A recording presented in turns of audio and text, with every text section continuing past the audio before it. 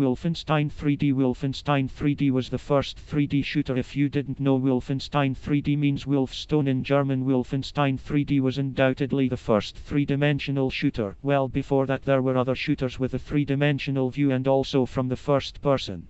But why is Wolfenstein 3D a shooter in the first place? Wolfenstein 3D, the first episode of the Wolfstone, was distributed free of charge and is a very big bite on the purchasing the full version. After Wolfenstein 3D there was Doom, but that's a completely different conversation. By the way, in Wolfenstein 3D Alpha it was possible to record on a floppy disk, but the floppy disk, as you know, did not even accommodate the modern JPG photo format because one photo weighs 128 KB and a total of 80 can be recorded on a floppy disk. Floppy disks were also called floppy disks. Why floppy disks? Flexible because the very first floppy disks from IBM, which were 8 inches in size, contained 80 KB of ordinary information and were also very flexible. A little about the history of floppy disks. The first floppy disks appeared at IBM in the 1970s of the last century because the founder of the company needed 80 KB storage media, and IBM came up with 8-inch floppy disks with a capacity of 80 kilobytes of memory. Also, floppy disks were divided into sectors, into 40 sectors of a magnetic disk. By the way, the floppy disk inside looks like a magnetic disk.